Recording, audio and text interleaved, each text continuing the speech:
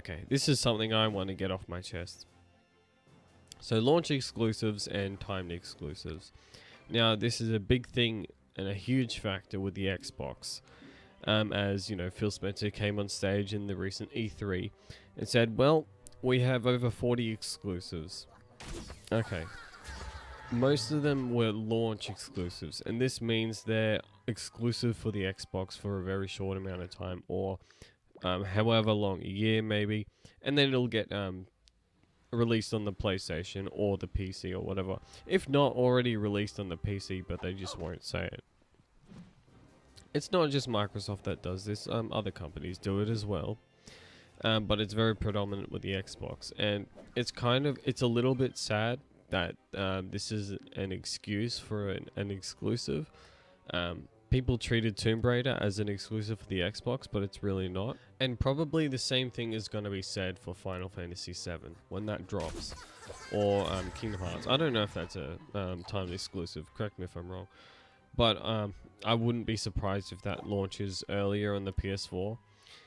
Now, when it comes to time exclusives, I don't know if this really affects too much on the actual game sales itself.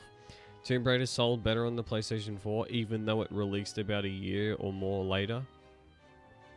I mean, it's like simply because there's a larger install base on the PS4, like not double, but almost double. I think it is doubled already, actually. But yeah, like let's just say it's double. You got twice as many people who own a PS4 compared to an Xbox. Naturally, Tomb Raider is going to sell more. But I mean, overall, in the grand scheme of things, there's still not that many people buying it. Even if you got a 60,000 install base for the PlayStation, a very small margin of that of the owners are even buying like their exclusives in that. That stands for the Xbox as well. Not so much Nintendo. Nintendo fans pretty much rely on their exclusives when it comes to actual game releases. But like this is mostly toward the PlayStation and the Xbox, because Nintendo usually go do their own thing and they don't really get involved with this sort of corporate stuff in the background and that. And I feel like Xbox, they're obviously struggling and they have to try and cling to everything they can to try and sort of redeem their product, because they already gave a really bad impression at the start of this generation. And they simply don't have enough exclusive titles or developers to put exclusive games on their system, which they really need, because it is a console at the end of the day. If if you're not buying console exclusives, why do you even own a console? You might as well sell your consoles and get a PC at that point. That's what I always say. If you're not interested in exclusives, don't even own a console, period. Yeah, me, I own all three the big console companies: Nintendo, PlayStation, Xbox. I'm a huge Nintendo fan first and foremost. I grew up mostly with PlayStation and that, so I always love PlayStation games, and they provide a lot of Japanese games. And then Xbox comes last because they simply don't offer as much as the others, in my opinion. Xbox is a Western it's a Western system, and they mostly cater toward the Western audience with shooters and other type of stuff like that, sports games and that. But everyone gets sports games, so it really comes down to your audience. I think Phil or whoever's in charge of Twitter or whatever, they need to ask the community what they want. And it's gonna be a difficult thing to ask. I might shit on the Xbox fan base for a second. No, there's always good fans out there, but there's a lot of crazy ones, defenders, how I like to say it. They're always going to praise or say, oh, there's nothing wrong, do what you're doing, it's fine. You need to listen to the opposite spectrum of it. Criticism, if you're a huge fan of something, you're obviously going to criticize it. And there's a difference between being a corporate slave and being an actual fan, because actual fans can give constructive criticism. I do it with all the other companies, and I'll do it with Xbox as well. They simply need to ask their fan base what type of games they want. Make some exclusive deals and not make it timed. Make it full-blown exclusive. You need to throw some money at these developers instead of...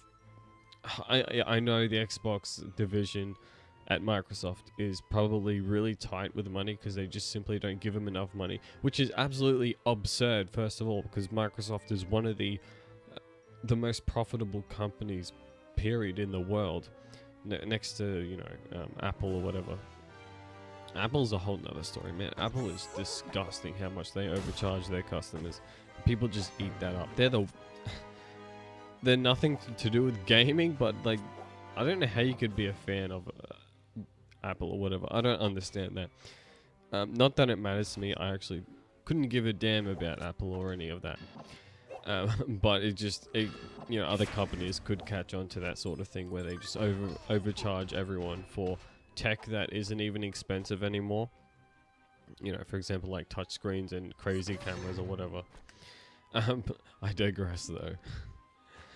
The thing is, this is gonna be a trend that's gonna continue because, you know, once stuff like this happens, you know, it started with the whole DLC with Activision. They started the whole really bad DLC practices with Call of Duty, and now a bunch of other companies have, you know, caught on. And it's gonna be the same situation here where, not to a crazy extent like that, but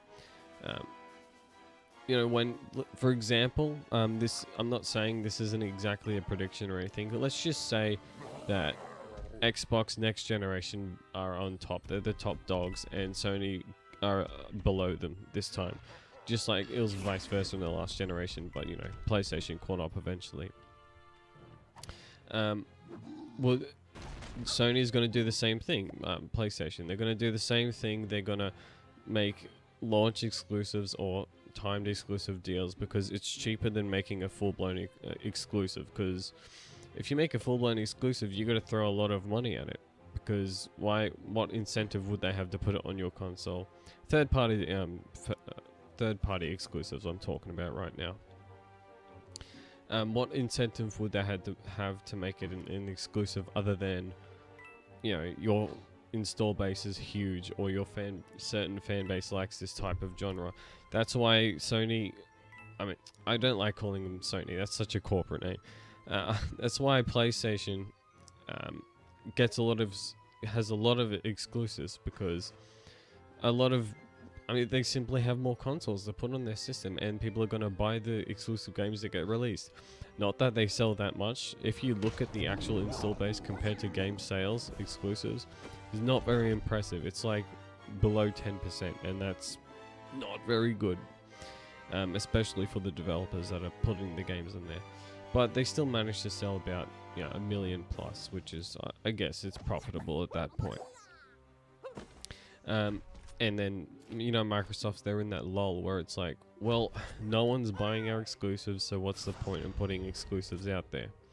And that, you know, it's true, but you're going to put a bad taste in your consumers' mouths or potential buyers. And when you're in this situation that the Xbox is in right now, you have no choice but to throw money at the system. Like, you got to invest some developers into your system, because you just got to go for it at that point. You know, it's almost turning into a Xbox discussion again, just because, you know, they're just having a bad time right now. They're just in a really bad situation.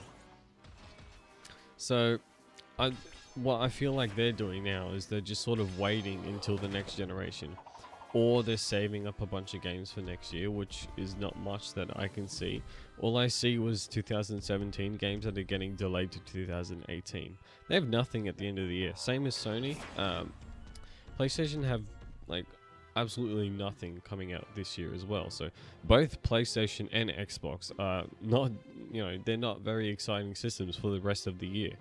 All you have is the third-party games, and Nintendo are just they're literally just throwing exclusives at you. So if you have a Nintendo system and you like playing third parties, you have both systems, I mean, you're pretty held down. But if you own one of the other two, it's a, you know, you kind of just have to rely on the other AAA third party, you know, DLC riddled games or whatever. So that's pretty much how it is. Timed exclusives, I don't like the practice that much. At the end of the day, I don't think it's financially a great thing. I just think it actually hurts the company even more in the end. So I'm going to leave it off there. Tell me what you think about timed exclusives in general. Tell me how you think the Xbox and the PlayStation could benefit from this type of practice. Make sure you share the video, of course, and I'll catch you later.